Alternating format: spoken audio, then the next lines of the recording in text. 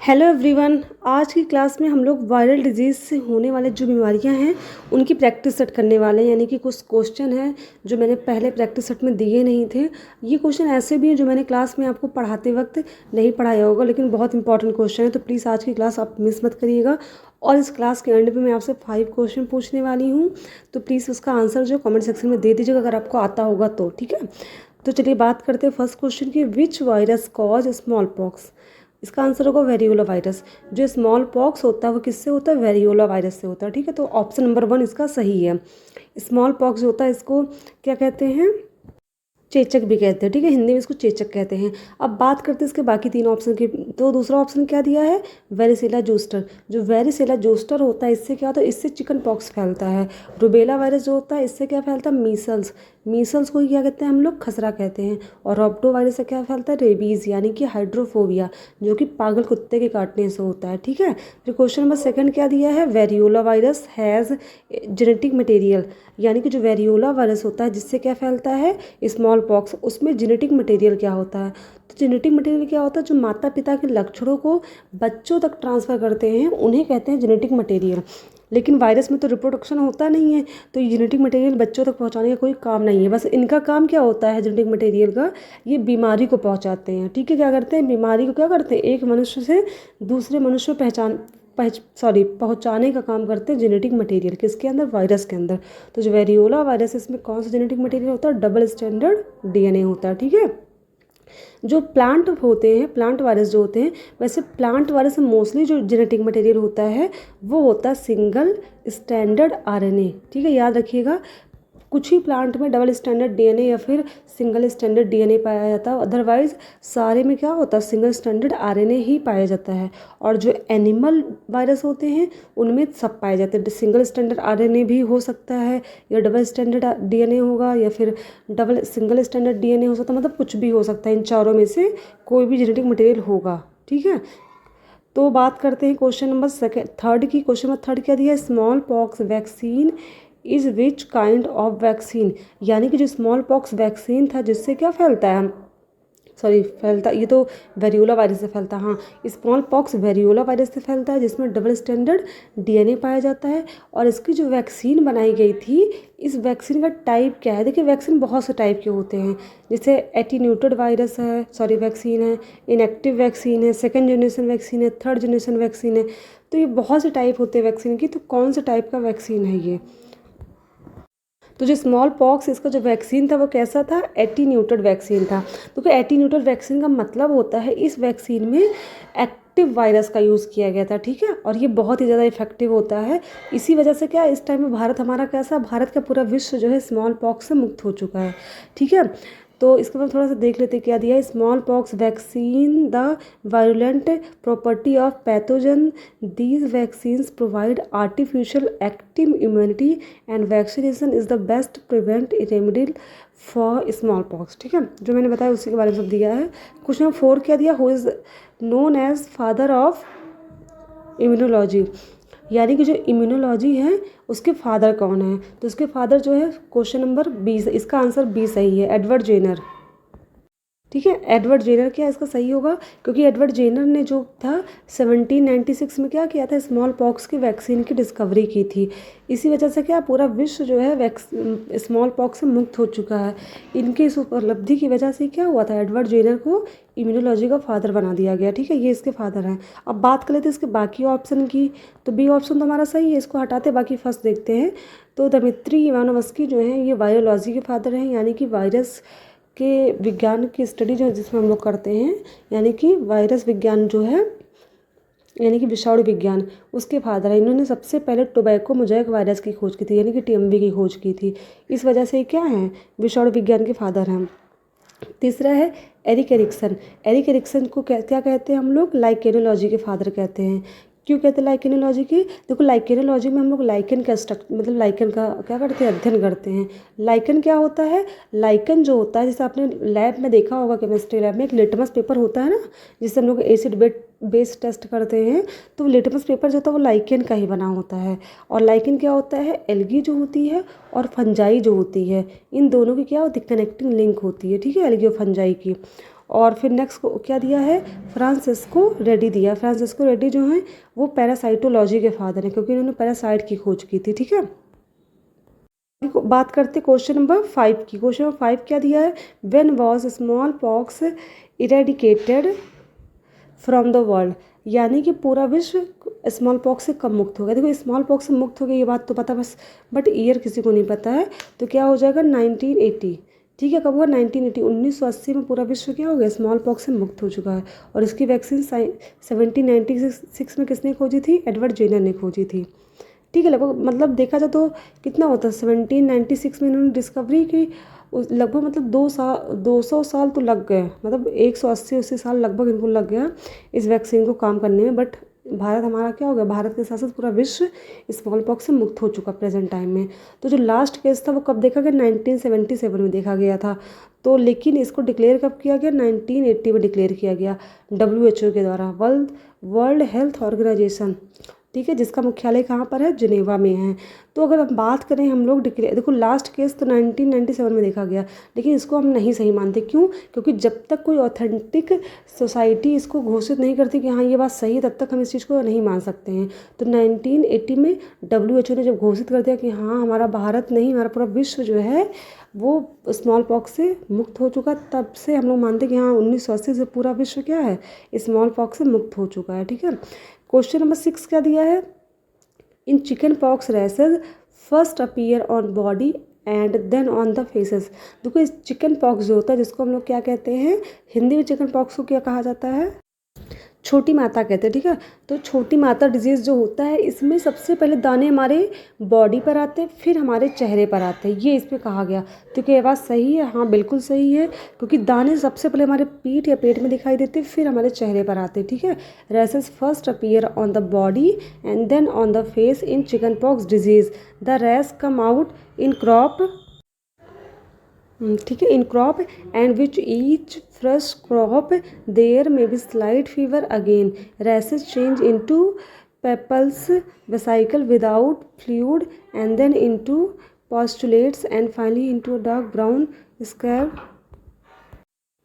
अब question number 7 क्या कहता है, which of the following is the most common late complications of chicken pox, यानी कि चिकन पॉक्स में सबसे लास्ट में क्या हो जाता है, मतलब कौन सी कॉम्प्लिकेशन बढ़ती है, सबसे लास्ट में कौन सा सिम्टम दिखता है। ठीक है, सबसे पहले क्या रैसेस होते हैं, फीवर होता है, उसके बाद क्या दिखता है, तो होगा शिंगल्स। शिंगल्स क्या हो जाएगा, देखिए क्या होता है, the most common late complication of chicken pox is shingles which is caused by the reaction of varicella zoster virus. तो हमने ऊपर बात की थी ना अभी कि मतलब वेरियोला वायरस से क्या होता है, तो वो होता है स्मॉल पॉक्स होता है, और वेरिसेला जोस्टर से क्या होता है, चिकन पॉक्स होता है। तो चिकन पॉक्स में सिंगल्स का मतलब होता है दाद। ठीक है, दाद हो जाना। इसमें होता क्या है, singles cause appearance of painful rashes, दाद हो जाएगा, उसके बाद पेनफुल रैसेस यानी कि दर्द होगा, दाने दाने निकल जाएंगे, उसमें दर्द होगा। ठीक है, एज स्ट्राइप ऑफ ब्लिस्टर्स, यानी कि छाले पड़ जाएंगे on the trunk of the back, मतलब बैक साइड में, यानी कि मेरे पीठ में क्या हो जाते हैं, दाद हो जाता है, फिर दाने निकल जाते हैं, दर्द होता है, और उसमें छाले भी पड़ने लगते हैं। ठीक है, यही सब होता है, बहुत कॉम्प्लिकेशंस आ जाती हैं लास्ट स्टेज में इसकी। ठीक है, फिर आता है what is the full form of MMR vaccine. देखिए मैंने वैक्सीन के बारे में बताया था आपको, अगर आपने वीडियो देखी होगी तो उसमें लिखा हुआ है, वैसे मैं डिस्क्रिप्शन में वीडियो डाल दूंगी। तो MMR का फुल फॉर्म क्या होता है, इसका पहला ऑप्शन सही है, मम्स मीसल्स एंड रेबीज़। ठीक है, पहले M का मतलब मम्स होता है, दूसरे का मीसल्स, तीसरे का क्या होता है, रेबीज़ होता है।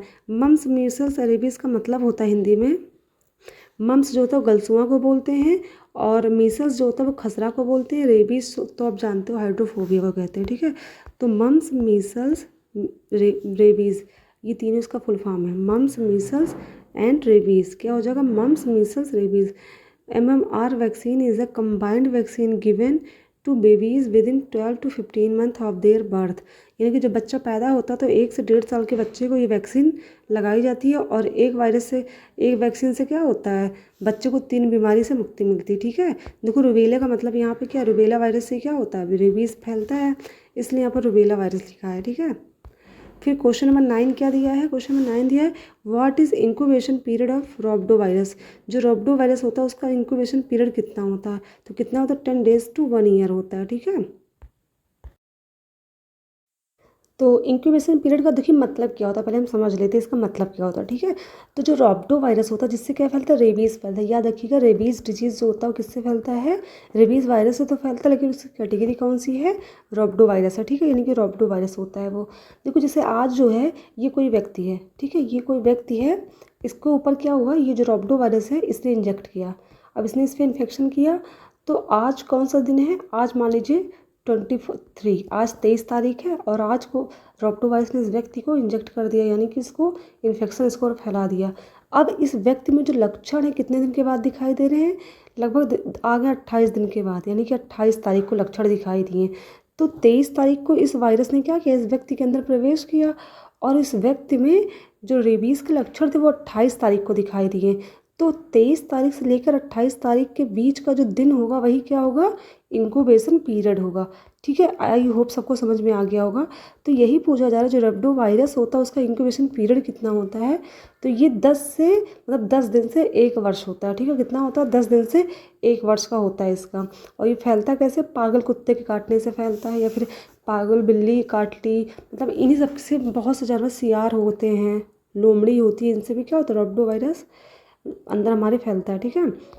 तो बात करते क्वेश्चन नंबर 10 क्या दिया है, which is the most important characteristic symptom of rabies, मतलब रेबीज़ का सबसे कैरेक्टरिस्टिक फीचर क्या होता है, फियर ऑफ हाइट, नहीं देखो इसमें, देखो जो रेबीज़ होता है इसको हाइड्रोफोबिया भी कहते हैं, क्या कहते हैं, हाइड्रोफोबिया। हाइड्रो मतलब होता है वाटर, और फोबिया मतलब होता है डर। अगर किसी के आगे फोबिया लग गया तो यानी कि हमें उस चीज़ से क्या डर है, और हाइड्रो का मतलब जल होता है, तो जल से डर, तो व्यक्ति को क्या होता है, रेबीज़ में क्या होता है, फियर ऑफ वाटर, जल से डर लगता है, ठीक है। तो ये आंसर जो होगा बी सही होगा।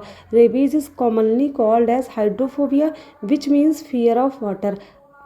I herefore fear of water is the most important characteristic symptom of rabies.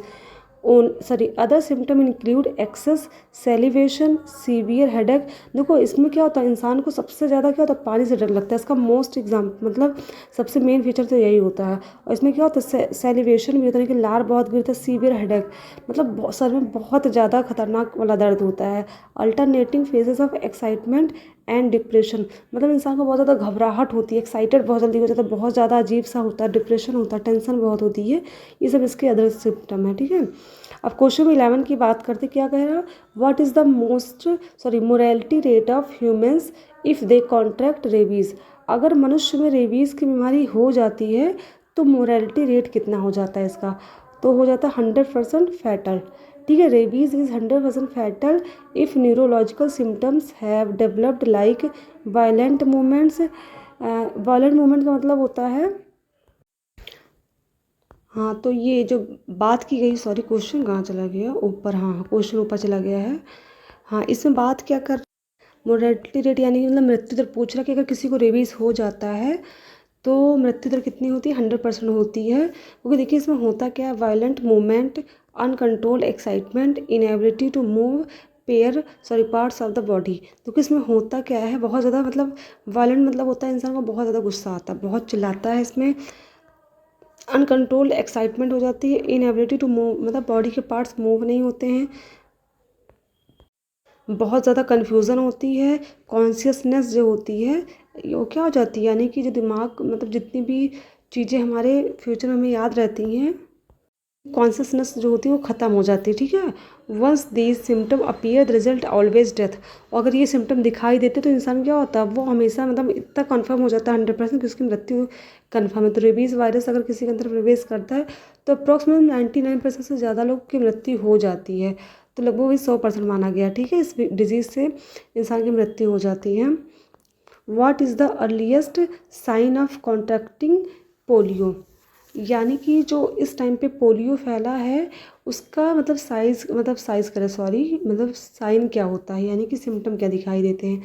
तो पैरालिसिस, दूसरा इन्फ्लेमेशन ऑफ द बॉडी, फिर inability to bend the head forward, inability to walk.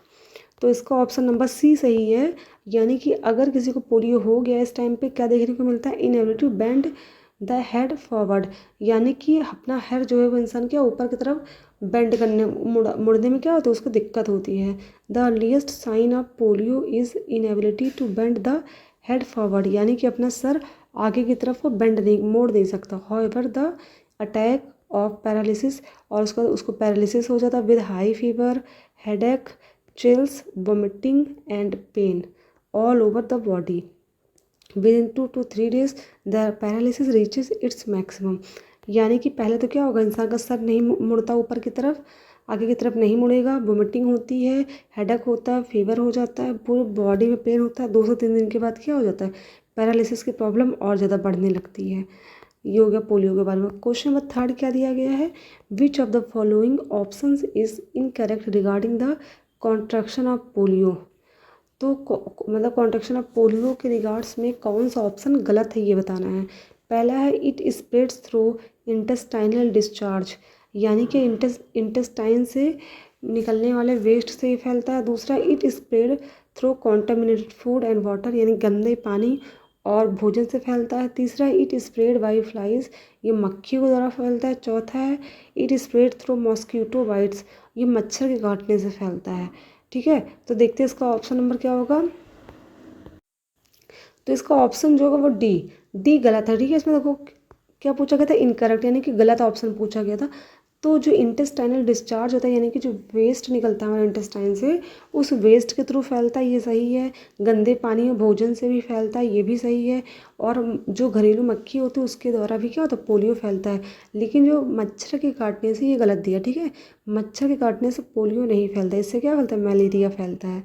ठीक है, अब बात करते हैं हम लोग नेक्स्ट क्वेश्चन की, जो लास्ट क्वेश्चन हमारा है। क्वेश्चन नंबर 14 क्या दिया है, what is the full form of OPV। OPV का फुल फॉर्म क्या होगा, इसका होगा oral polio vaccine. Oral polio vaccine, ठीक है, क्या कहते हैं, ओरल पोलियो वैक्सीन। तो आपको ध्यान हो गया होगा, PO for oral, P for polio, V for vaccine. Oral polio vaccine का मतलब ये वैक्सीन क्या होती है, मुंह के थ्रू दी जाती है। ठीक है, जो मुंह में ड्रॉप दिया जाता है बच्चों को पीने के लिए, वही होता है OPV। जो मतलब पिलाया जाता है ना बच्चों के घर में, एक ट्यूब से पिलाया जाता है, उसी को बोलते हैं oral polio vaccine. The full form of oral polio vaccine is OPV is oral polio vaccine. The oral polio vaccine was developed by Albert Sabin. Albert Sabin जो थे, अल्बर्ट सेबिन ने क्या की थी, OPV वैक्सीन की खोज की थी and came into commercial use in 1961। OPV यानी कि ओरल पोलियो वैक्सीन की खोज अल्बर्ट सेबिन ने की थी, और ये जो वैक्सीन है वो 1961 में काम में लिया जा रहा है, यानी कि तब से इसका यूज़ किया जा रहा है। ठीक है, तो प्लीज़ मेरी क्लास में आपको लगता है मेरा पढ़ाया हुआ कोई भी चीज़, अगर आपको डाउट लगता है तो प्लीज़ कमेंट में मुझसे पूछ सकते हैं। अगर आपको लगता है कि मुझे अपनी वीडियो में कुछ और सुधार करना चाहिए तो उसको भी आप सजेशन के तौर पर मुझे दे सकते हैं। ठीक है, और अगर आपको कुछ मुझसे पढ़ना है, अगर आपको लगता है कि मैं उस चीज़ को समझा सकती हूँ तो प्लीज़ उसको भी आप मुझसे पूछ सकते हो। ठीक है, प्लीज़ मेरे चैनल में आप मतलब मेरी जो भी कमियाँ उसको आप प्लीज़ कमेंट करके मुझे ज़रूर बताइए, ताकि मैं इससे अच्छा इंप्रूवमेंट अपने अंदर कर सकूँ। ठीक है, थैंक यू क्लास। सॉरी अभी क्वेश्चन पूछना 5 क्वेश्चन, उसको पूछ लेती हूँ फिर क्लास ओवर करती हूँ। हाँ, क्वेश्चन 5 देखिए, 5 क्वेश्चन मैंने आपके लिए रखे हैं। हाँ, पहला क्वेश्चन कौन सा है, what is the full form of OPV। इसको तो आप बता ले जाओगे। What is the morality rate of humans if they contract rabies. Question number 3 क्या, what is the incubation period of rotavirus. Question number 4 what is the full form of MMR vaccine. Question number 5 क्या है, who is known as father of immunology. तो I hope ये 5 question आपको आ रहे होंगे। अगर आ रहे हैं तो प्लीज़ कमेंट सेक्शन में आंसर दे दीजिएगा। और प्लीज़ अगर मेरी मतलब आपको कोई भी सजेशन मुझे देना तो आप मुझे वो दे सकते हो कमेंट सेक्शन में। Thank you.